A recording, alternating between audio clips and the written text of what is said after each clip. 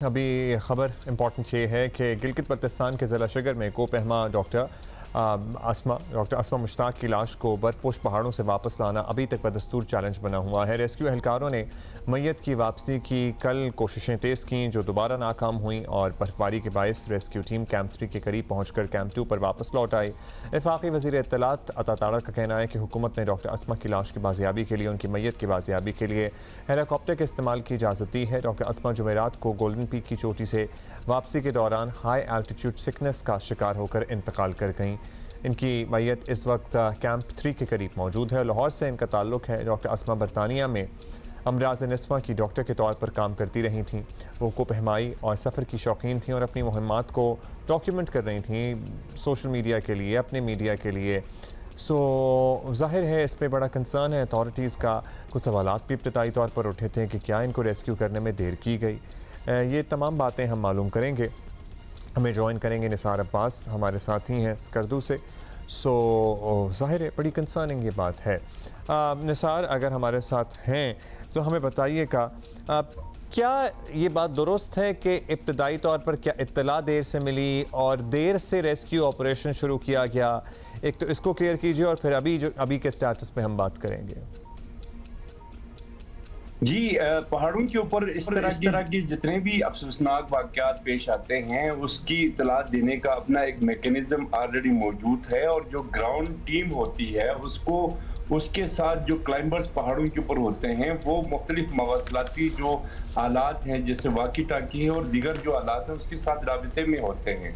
और इस तरह की किसी भी हंगामी सूरत हाल की सूरत में फौरी तौर पर ग्राउंड में जो मौजूद टीम है वो इमदादी कार्रवाई का आगाज कर दिया करती हैं। माजी में भी हमने कई वाक़यात ऐसे देखे हैं। ताहम इस वाक़े में भी क्योंकि अंधेरा हो चुका था जब ये वाक़या पेश आ रहा था तो उस वक्त इस वजह से फौरी तौर पर उन तक पहुंचना मुमकिन नहीं हुआ। अंधेरे में 6500 के लगभग मीटर की जो बुलंदी है उस पहाड़ के ऊपर चढ़ना बहुत ही मुश्किल और नामुमकिन सी बात बन जाती है। तो उस वजह से मुश्किलात पेश आई हैं फौरी इमदाद मुहैया करने के हवाले से और उनको नीचे लाने के हवाले से। और जब भी हाई एल्टीट्यूड सिकनेस होती है तो उसमें सबसे पहला जो इकदाम किया जाता है, कोशिश की जाती है मेडिसिन के साथ साथ उनको फौरी तौर पर नीचे उतारा जाए। अच्छा, ये बताएं कि इनके साथ जी ये समिट तो कर चुकी थी, ये फिर ये वापस नीचे आ रही थी, लेकिन ये इनके साथ कौन कौन था? पूरा एक ग्रुप था इनके, क्योंकि गाइड्स तो साथ साथ होते ही हैं, सामान वगैरह भी इतना होता है, तो कि ये अकेली थी और सिर्फ इन्हीं को वो सारा एनवायरनमेंट इफेक्ट किया या कोई और भी थे साथ? देखिए, इनके साथ ये 4 कोहपेमाओं का ग्रुप था और इनके साथ जो है 3 मेल कोहपेमा थे और ये फीमेल वाहिद कोहपेमा थी और इनके साथ बिल्कुल मुकामी कोहपेमा जो है वो साथ थे और इनकी पूरी टीम थी। उन्होंने बड़ी जो हमारे पास इतलात आई हैं वो उसके मुताबिक बहुत कोशिश की गई है। उनके पास दस्तयाब जितने वसाइल थे उनको बुरोकाल लाया गया इनकी जान बचाने के हवाले से।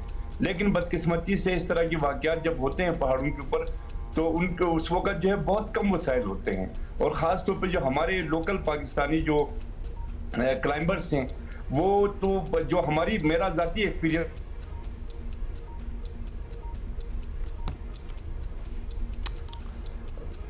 अच्छा जी, So that's load shedding कर दो। या हमें नज़र आ रहा था, but we will obviously try to get connected to them. ये बहुत ही रिस्की, हम जितना हम बात करते हैं कि ज़्यादा से ज़्यादा लोग जो है अब इसकी तरफ जा रहे हैं माउंटेनियर, और ऑब्वियसली एक एस्पिरेशन होती है आपकी कि आप समिट ज़रूर करें, but it's very taxing, it's very difficult. मतलब हमें चूँकि अब्दुल्ला ज़्यादा लोग करना स्टार्ट हो गए हैं ना, तो हमें शायद गलत फहमी है कि इट्स वेरी डूएबल और आप आराम से कर लेते हैं, क्योंकि हमारे अपने यहाँ से कितने लोग हैं इंक्लूडिंग नायला कियानी, जो कि हम उनको बहुत बड़ा मानते हैं कि उन्होंने कौन कौन सी चोटियाँ सर नहीं की, वो भी हमें बताती रही हैं हमेशा।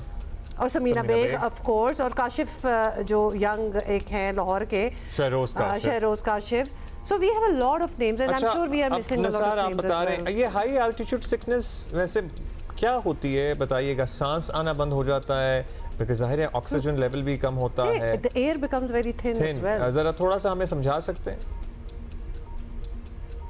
जी दोबारा जरा क्वेश्चन कीजिए। हमने कहा हाई एल्टीट्यूड सिकनेस की आप बात कर रहे थे, आप हत्तुल इम्कान आपने कहा कोशिश की गई इन्हें वहाँ बचाने के लिए, खुद भी डॉक्टर थी, ज़ाहिर है कुछ सामान तो खुद भी साथ लेके गई होंगी।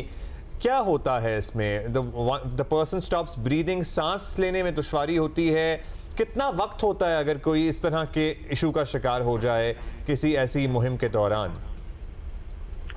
जी इसमें वक्त बहुत कम मिलता है। जब भी हाई एल्टीट्यूड सिकनेस होती है तो फौरन सबसे पहले तो उसके दिमाग पे असर होता है, उसके बाद उसके फेफड़ों के अंदर पानी भर जाता है और इन दो जो अहम अज़ा हैं उनके ऊपर जब उनको असर होता है उसके ऊपर सख्त, तो उसके बाद मूवमेंट करने के भी काबिल इंसान नहीं रहता है, फौरन ही नीचे गिर जाता है, बेहोश हो जाता है। तो ये क्योंकि मेरे साथ खुद तो हो चुका है हाई एल्टीट्यूड के ऊपर, तो उसमें फौरी तौर पर या तो मेडिसिन का इस्तेमाल किया जाता है, फौरी तौर पर नीचे उतरने की कोशिश की जाती है। ये दो सूरतें हैं इंसानी जान बचाने की। और क्योंकि मैंने खुद जो है K2 बेस कैंप पे 2024 में 19 दिन गुजारे हैं इन क्लाइंबर्स के साथ, तो हमारे मुकामी जो पाकिस्तानी क्लाइंबर्स हैं वो एहतियाती तदाबीर उस तरह इख्तियार नहीं करते जिस तरह से, या उस तरह अमल नहीं करते जिस तरह से गैर मुल्की को पैमा करता है। उसमें थोड़ी बहुत तो खैर ये तो क्योंकि वेल एक्सपीरियंस थे और खुद डॉक्टर भी थी तो लाजिमन इन्होंने पूरी SOP पे अमल किया होगा।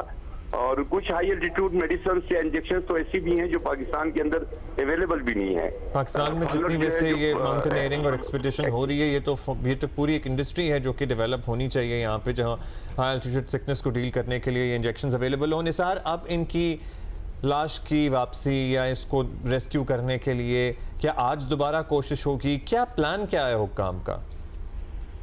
देखें इस वक्त जो है गिलगित बल्तिस्तान के टॉप के 6 कोहपेमा जो है टॉप के, जिसमें अली दुर्रानी है, जाकिर सकपारा है और उसके साथ जो है बाकी दोस्त हैं, 6 करीब कोहपेमा है जो टॉप के कोहपेमा, वो इस वक्त जा रहे हैं, पूरी कोशिश कर रहे हैं। और कल कैंप 2 में उन्होंने परसों जो है वो वहां तक पहुंच भी गए थे, लेकिन बदकिस्मती से हवा बहुत तेज थी, मौसम बहुत खराब था, इस वजह से वहां से वो रेस्क्यू करके नहीं लाया जा सका उनको, मैयत जो है नीचे उतारने में बहुत मुश्किल थी। तो अब आज फिर दोबारा सुबह कोशिश की जा रही है, शुरू कर दी गई है। उम्मीद ये है कि आज शाम तक जो है वो नीचे उस लेवल तक लेके आएंगे जहां से हेलीकॉप्टर के जरिए, क्योंकि हेलीकॉप्टर भी जो है एक सर्टेन लेवल पे से ऊपर जो है वो उसकी परवाज नहीं होती है, तो इस तरह की मैयत को नीचे लाना होता है।